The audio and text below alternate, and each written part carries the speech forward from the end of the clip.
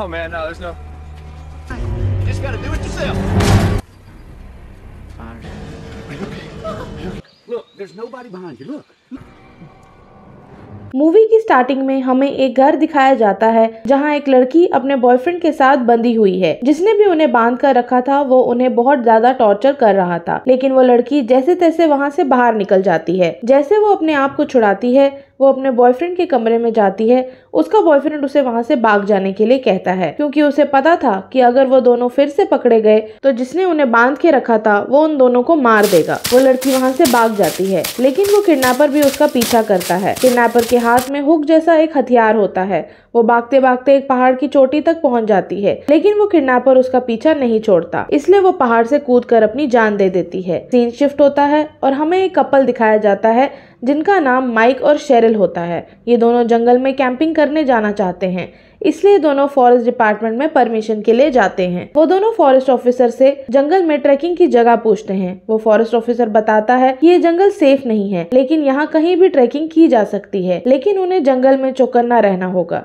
Trekking करने से पहले वो दोनों अपने फोन गाड़ी में ही रखने का डिसाइड करते हैं, क्योंकि वो नहीं चाहते थे कि ट्रैकिंग के दौरान कोई भी उन्हें डिस्टर्ब करे। वो दोनों मैप देखते देखते अपना ट्रैक स्टार्ट करते हैं। रास्ते में उन्हें एक लेडी मिलती है जिसका नाम ईदा होता है। वो उस जंगल के हर स्पॉट को अच्छे से जानती है। वो उन्हें बताती है कि जंगल बहुत सुंदर है, लेकिन जंगल में सबसे सुंदर स्पॉट है टिम्बर फॉल्स। वो बहुत शांत और सुंदर जगह है। वो दोनों टिम्बर फॉल्स के लिए निकल जाते हैं। वो दोनों इस ट्रिप पे आने से बहुत खुश होते हैं। वो दोनों एक दूसरे को किस करते हैं और इंटीमेट होते हैं। वो इंटीमेट हो ही रहे होते हैं कि तभी वहाँ 3 लड़के आ जाते हैं। वो 3 लड़के उन दोनों को बहुत परेशान करने लगते हैं। तभी उन 3 लड़कों में से ब्रूडी माइक को अपना ट्रक बेचना चाहता है। माइक को गुस्सा आ जाता है। वो अपनी गन निकालना चाहता है, लेकिन शेरिल उसे मना कर देती है। माइक उन लड़कों को कुछ रुपए देकर वहां से चला जाता है। उसके बाद माइक और शेरिल एक वाटरफॉल के पास जाते हैं, जहां उन्हें एक फॉरेस्ट ऑफिसर मिलता है जिसका नाम होता है क्लाइड। क्लाइड उन्हें बताता है कि यहाँ बहुत लोग घूमने आते हैं, क्योंकि ये बहुत खूबसूरत स्पॉट है इस जंगल का। माइक क्लाइड से पूछता है कि वो कैंपिंग कहाँ कर सकते हैं। क्लाइड उन्हें एक लेक के पास कैंपिंग करने के लिए कहता है। वहाँ पहुँचने पर शेरिल उस लेक में नहाने जाती है। जब वो उस लेक से बाहर निकलती है तो उसे एक आदमी पकड़ लेता है। वो आदमी शेरिल को किडनैप करके वहाँ से ले जाता है। माइक जब उठता है तो देखता है कि शेरिल लेक में नहीं है।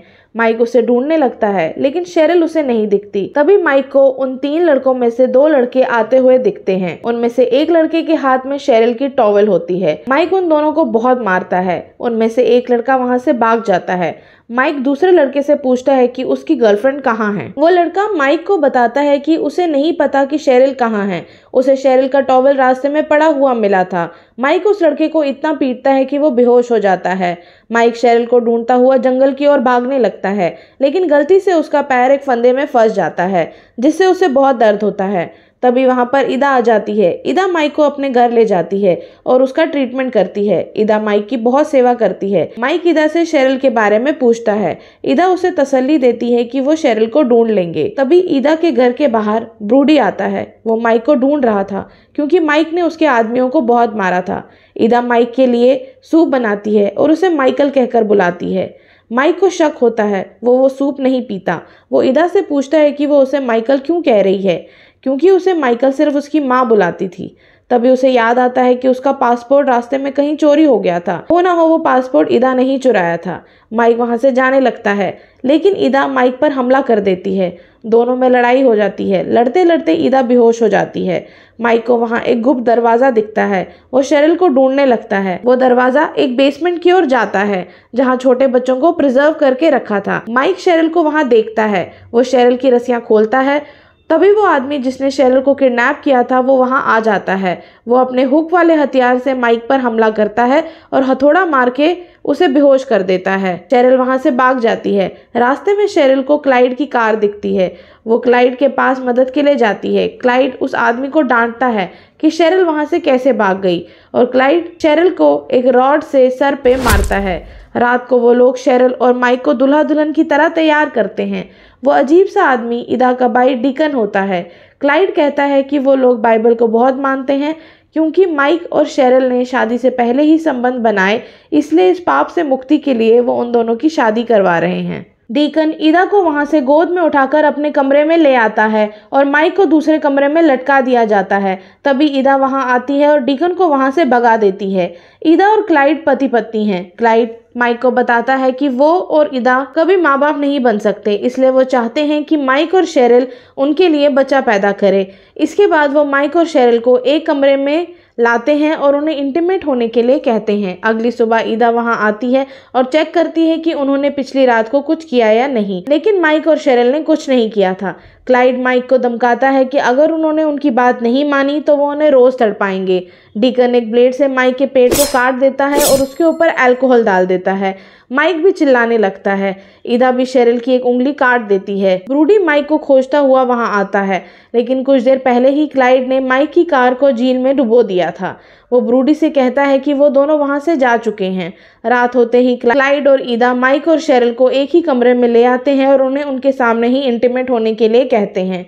शेरिल माइक को समझाती है कि क्यों ना वो की बात मान ले, लेकिन माइक को पता है कि बच्चा होने के बाद वो उन दोनों को मार देंगे। शेरिल की मां ने कंप्लेन कर दी थी कि शेरिल कुछ दिनों से गायब है, इसलिए एक ऑफिसर उन दोनों को ढूंढती हुई उस फॉरेस्ट डिपार्टमेंट में आ जाती है। वो वॉकी टॉकी से क्लाइड से बात करती है। उस समय क्लाइड वहीं होता है जहां उसने माइक और शेरिल को रखा हुआ था। क्लाइड उस लेडी ऑफिसर से कहता है कि उसे ऐसे किसी भी कपल के बारे में कुछ नहीं पता। इसके बाद वो ऑफिसर ब्रूडी के पास जाती है और उसे कहती है कि अगर उसने माइक और शेरिल को ढूंढने में पुलिस की हेल्प की तो पुलिस उसे इनाम देगी। लालच में आकर ब्रूडी ऑफिसर की हेल्प करने के लिए तैयार हो जाता है। डीकन शेरिल के पास जाता है और उसके साथ सेक्स करने की कोशिश करता है। शेरिल चिल्लाने लगती है, जिसकी आवाज़ ईदा और क्लाइड सुन लेते हैं और वो अपने भाई को जाकर रोकती है। ईदा माइक को कहती है कि उन्हें वो करना ही होगा जो वो लोग उनसे कह रहे हैं। तभी शेरिल हंसती है और कहती है कि वो 2 महीने पहले से ही प्रेग्नेंट है। ईदा और क्लाइड का प्लान फेल होता है क्योंकि वो लोग बाइबल को मानते हैं और बाइबल के अकॉर्डिंग शादी से पहले प्रेग्नेंट होना पाप है। ब्रूडी और उसका दोस्त ईदा के घर आते हैं। उन्हें शक होता है कि क्लाइड और ईदा ने मिलकर ही माइक और शेरिल को किडनैप किया है। दोनों घर के अंदर घुसते हैं। बेसमेंट में घुसते ही उन दोनों को भी छोटे बच्चे बंद बोतलों में मरे हुए दिखते हैं। उसका दूसरा साथी एक दूसरे रास्ते को खोज लेता है, लेकिन क्लाइड उसे शूट कर देता है। इधर ईदा ब्रूडी को शूट कर देती है। जब क्लाइड और ईदा दोनों की लाशों को ठिकाने लगा रहे होते हैं तो ईदा क्लाइड से कहती है कि वो शेरिल का अबॉर्शन करेगी क्योंकि वो बच्चा पाप है, लेकिन क्लाइड उसे कहता है कि अबॉर्शन करना भी पाप है। वो दोनों माइक और शेरिल को मारने का प्लान करते हैं और दूसरे कपल को पकड़कर बच्चे के लिए ट्राई करने की बात करते हैं।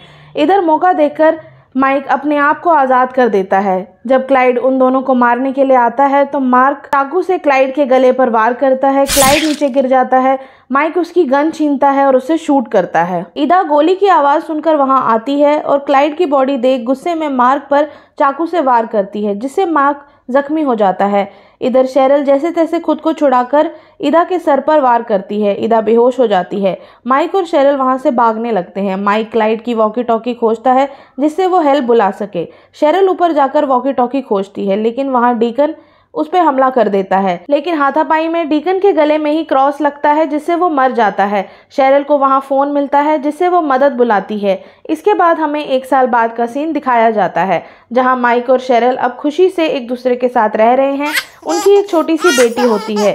वो उन्हें कमरे में सुलाकर अपने कमरे में जाते हैं कि हमें वो हुक दिखाया जाता है जो डीकन इस्तेमाल किया करता था। यही मूवी का दी एंड हो जाता है। ये मूवी 2007 में रिलीज हुई थी और इसकी IMDb रेटिंग है 5.2।